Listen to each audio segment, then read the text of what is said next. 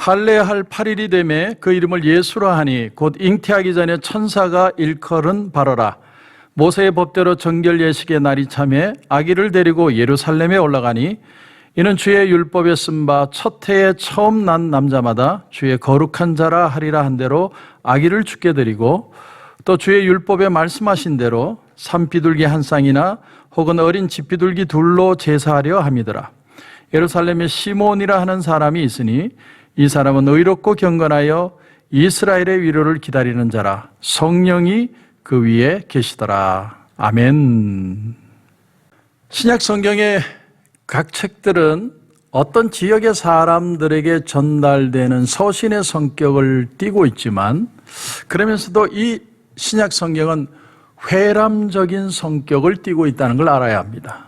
회람적이라는 건 말은 무슨 뜻이냐면 사람들이 돌려 읽는다는 거죠. 누군가가 앞에서 큰 소리로 읽고 사람들은 그것을 듣는다는 겁니다. 그러니까 오늘 이 누가복음의 말씀을 듣는 중에 예수님이 누군지도 알고 마리아가 누군지도 알고 요셉이 누군지도 아는 사람들이 이 얘기를 듣고 있다는 사실을 알아야 된다는 것. 그런데 그 책을 읽을 때, 들을 때 모든 사람들이 거기에 대해서 고개를 끄덕여야만 그것이 성경에 들어왔고, 어떤 책의 경우에 이거 좀 이상하다, 이건 좀 말이 안 돼, 그런 일 없었어 하면 그건 성경이 안 되는 거예요. 그러니까 누가복음도 누가가 쓰기는 했지만 모든 교회 성도들이 그 얘기를 듣고 맞아, 그 얘기는 실제로 있었던 일이야 라고 사람들이 고개를 끄덕였기 때문에 성경으로 들어온 것이라는 걸 여러분 기억해야 합니다. 다른 종교의 경전들은 저자가 쓰면 그것은 변할 수 없는 하나의 경전이 되죠. 그런데 이 성경의 특징은 뭐냐면 교인들의 검증을 통해서 성경이 됐다는 사실, 이게 아주 독특한 특징입니다. 따라서 오늘 본문을 보면 시몬이라든지 또 혹은 안나라는 여인도 나오는데 이분들이 나오는 얘기들은 그 당시 모든 사람들이 끄덕이면서 맞아, 그 사람들이 그렇게 했어 라고 인정을 했기 때문에 이 누가복음 속에 성경으로 들어왔다는 거죠. 자, 오늘 말씀을 보면 예수님이 갓난아기 시절에 정결 예식을 행했던 내용이 나옵니다. 여러분 22절을 보시면 모세의 법대로 정결 예식의 날이 참에 아기를 데리고 예루살렘에 올라가니, 유대라는 나이는 남자아이가 태어나면 8일 만에 할례를 행하죠. 그리고 할례를 행할 때 아이의 이름을 받습니다. 그리고 태어난 지 40일이 되면 산모가 정결 예식을 행합니다. 그것을 지금 얘기하는 거죠. 마리아와 요셉이 예수님을 데리고 결례를 행하기 위해서 성전에 올라갔습니다. 성전에 올라가서 이 아이는 주의 거룩한 자입니다, 이렇게 아이를 하나님 앞에 바치면서 이제 제물을 드려요. 그것이 산비둘기 한 쌍이나 아니면 집에서 키운 어린 비둘기 한 쌍을 드립니다. 그런데 이때도 부자들은 어린 양을 드렸고 가난한 사람들은 이 비둘기를 드린 거죠. 마리아가 오늘 이 말씀 24절을 통해서 볼 때 비둘기를 가져온 걸 보면 참 이 마리아의 집은 돈 한 푼도 아껴서 살아야 되는 가난한 집이었다라는 걸 우리가 발견하게 됩니다. 자, 그런데 주님의 부모가 그 성전에 들어왔을 때 한 나이 많은 어르신이 그 아이를 덥석 안고 하나님을 찬양한 거예요. 그게 바로 오늘 29절부터의 말씀입니다. 한번 보시면 주제여 이제는 말씀하신 대로 종을 평안히 놓아주시는도다. 내 눈이 주의 구원을 보았사오니 이는 만민 앞에 예비하신 것이요 이방을 비추는 것이요 주의 백성 이스라엘의 영광이니이다. 내가 주의 구원을 보았다. 이 말은 바로 예수라는 단어의 뜻이에요. 예수님이라는 말의 뜻이 주의 구원을 보았다는 거예요. 다시 말하면 내가 예수님을 봤다는 겁니다. 그는 만민을 위해 예비하신 분이고 우리를 위한 분이고 이방을 비추는 빛이고 또 이스라엘의 영광이 될 것이다, 이렇게 선포를 합니다.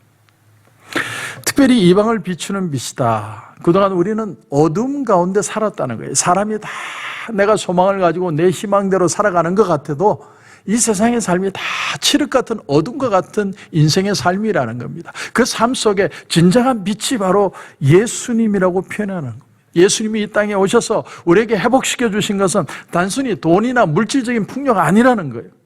우리의 가치관을 돌려주시고 우리가 잃어버렸던 영혼들을 회복할 수 있도록 주님이 만들어 주셨다는 것입니다. 이것이 주님이 우리에게 주신 가장 귀한 가치예요. 그래서 사람은 예수님을 만나야 진정한 인생의 가치를 깨닫게 되는 이유가 바로 여기에 있는 겁니다.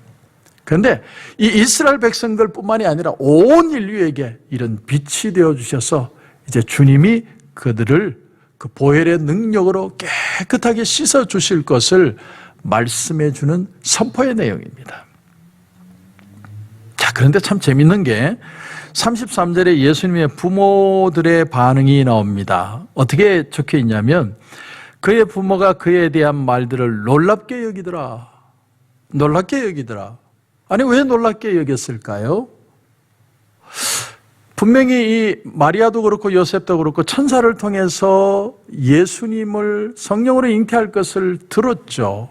분명히 경험을 했습니다. 그런데 놀라운 사실이 뭐냐면 40일 동안 이 아이를 키우다 보니까 이 아이가 하나님의 거룩한 아이 예수 그리스도 하나님의 아들이 아니라 내 새끼로 보이기 시작했다는 거예요. 내가 40일 동안 애지중지 이 아이 키우다 보니까 아이고 내 새끼 잘 커야지 그렇게 생각하면서 그만 귀한 하나님의 아들이라는 사실을 잊어버렸다는 사실. 그래서 오늘 이 시므온이 예언을 하면서 다시 한번 마리아와 요셉에게 그들과 함께 있는 아기가 누구인지를 가르쳐주고 있다는 사실입니다. 그들 부부는 그리스도를 모시고 살고 있으면서도 내가 예수님을 모시고 살고 있다는 사실을 잊어버렸어요. 내 아이를 키우는 것에 빠져버렸습니다. 우리는요, 우리의 모습을 보면 성령과 함께 동행하고 성령과 함께 살고 있으면서도 자주자주 성령과 함께 있다는 사실을 잊어버립니다. 그러니까 말씀이 들려오지 않고 말씀을 잃어버리면 우리 속에 자꾸 염려와 불안들이 찾아오는 것이죠. 그래서 오늘 시몬이라는 분이 참 귀한 것을 깨닫게 해주는데 오늘 25절 26절을 다시 한번 보시면 예루살렘에 시몬이라 하는 사람이 있으니 이 사람은 의롭고 경건하여 이스라엘의 위로를 기다리는 자라. 성령이 그 위에 계시더라. 그가 주의 그리스도를 보기 전에는 죽지 아니하리라 하는 성령의 지시를 받았다. 오늘 여기서 첫 번째로 보는 시몬에게 아주 중요한 특징이 뭐냐면 의롭고 그는 경건한 사람이고 성령이 그 위에 계셨다. 다시 말하면 성령이 그와 함께 했다라는 거예요.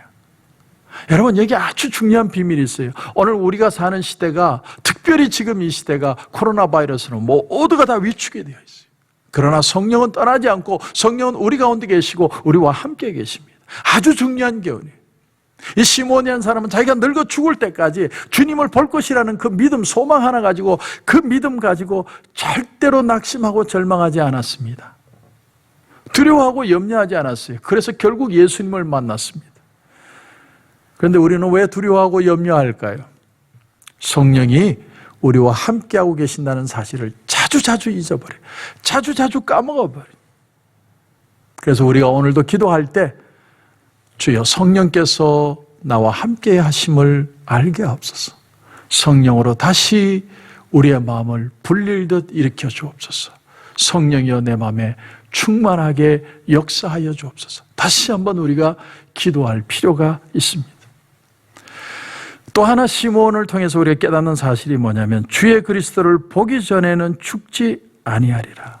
그는 말씀을 들었고 말씀을 순종하여 그 말씀을 끝까지 기다렸다는 거예요. 여러분, 언제나 여러분 잘 들으십시오. 응답은요, 말씀을 기다리는 사람, 말씀을 믿고 끝까지 신뢰하는 사람에게 하나님의 말씀의 기적은 일어난다고 하는 사실입니다. 항상 하나님의 은혜는 기다리는 사람들의 것이에요. 하나님이 그런 말을 하셨나? 글쎄, 이러는 사람에는 기적이 안 일어나요. 하나님의 말씀이 정말 내 말씀이고 그 말씀대로 내게 이루어질 줄 믿습니다. 믿고 고대하고 소망하는 자에게 하나님의 역사는 오늘도 풍성하게 일어나고 있다는 사실입니다. 그런데 여러분, 오늘 34절 35절도 보십시오. 시므온이 그들에게 축복하고 그의 어머니 마리아에게 말하여 이르되 보라, 이는 이스라엘 중 많은 사람을 패하거나 흥하게 하며 비방을 받는 표적이 되기 위하여 세움을 받았고 또 칼이 내 마음을 찌려도 다리니 이는 여러 사람의 마음의 생각을 드러내려 함이니라. 자, 칼이 내 마음을 찌려도 다리라. 참, 이 하나님의 말씀이라는 게 놀랍죠? 사단이 우리에게 주는 속이는 것이 뭡니까? 너희들이 고난 없는 영광을 받으리라. 그게 사단이 우리를 속이는 내용이에요. 아무 걱정도 없고 아무 어려움도 없고 아무 고통도 없는 그런 예수를 너희들은 믿을 것이다. 이것이 사단의 속임입니다.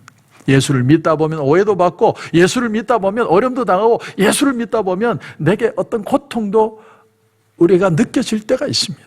그것이 없다고 얘기하지 않는다는 거예요. 오늘 말씀을 보면 칼이 내 마음을 찌려도 타리라. 앞으로 예수님이 복음을 전하는데 그 예수님의 복음을 미인하고 싫어하고 반대하고 저주하고 그리고 예수님을 핍박하고 고통스럽게 하고 십자가에 매다는 그런 사람들의 그런 분노한 심정들을 너는 보게 될 것이라는 거예요. 복음이라는 게 그렇게 쉽게 사람들에게 다가와지는 게 아니라는 거예요. 사람들은 거부하고 절망하고 좌절하고 그것을 싫어하고 그러한 모든 것들을 통해서 하나님의 역사들은 더 강하게 나타나게 될 것이다. 믿음의 싸움이라는 게 결코 만만하지 않다는 거예요. 여러분 기억하십시오. 믿음의 싸움은 절대로 만만한 게 아닙니다. 그래서 고린도전서 12장 3절에 보면 성령으로 아니하고는 누구든지 예수를 주시라 할 수 없느니라. 성령 안에 살고 성령에 이끌려 사는 사람이 아니고는 예수를 나의 구주라고 고백할 수 없다는 거예요. 오늘도 우리가 성령에 붙들려 살고 성령을 의지하고 살아야 될 이유가 뭡니까? 한순간이라도 내가 은혜를 붙들지 않으면 우리는 세상의 염려에 빠지기가 너무 쉬운 거예요. 너무나 쉽게 우리는 세상의 염려들로 다 넘어가 버리는 거예요. 사랑하는 성도 여러분, 도전합니다. 오늘 이 새벽에 여러분 이 시몬을 통해 주시는 말씀을 통해 여러분은 무엇을 깨닫습니까? 우리는 참 쉽게 은혜를 까먹어 버립니다. 마리아는 천사를 통해 예수 그리스도를 경험하고 예수 그리스도를 잉태를 하고 예수 그리스도를 낳았는데도 그 예수님을 순간 내 아이로 착각을 했어요. 오늘도 우리 이 순간 우리는 우리 눈에 보이는 것들만 의지하고 있지 않습니까? 오늘 내 속에 와 계신 예수 그리스도, 내 속에 계신 성령님이 다시 한번 충만하게 역사하여 우리의 삶이 새로워지고 변화되는 역사가 일어나야 될 줄 믿습니다. 그래서 성령이 항상 함께하고 결국은 하나님이 소원하시는 우리에게 기도하시는 그 소망하시는 일들을 경험하게 되는 저와 여러분이 되시길 주님의 이름으로 축원합니다. 기도드리겠습니다. 하나님 은혜를 감사합니다. 시몬이라는 사람은 네가 살아생전에 예수님을 주님을 구주를 보게 되리라는 그 말씀을 붙들고 믿음으로 소망하고 살다가 기어코 주님을 만났습니다. 그러나 마리아와 요셉은 순간 내 아이로 착각을 했습니다.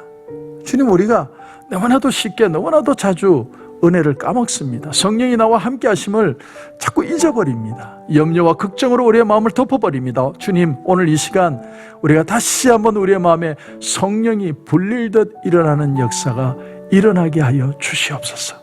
다시 한번 은혜를 붙들고 승리하는 하루를 살게 하여 주시옵소서. 오늘도 기도하는 가운데 큰 은혜 주실 줄 믿고 예수님의 이름으로 기도드립니다. 아멘.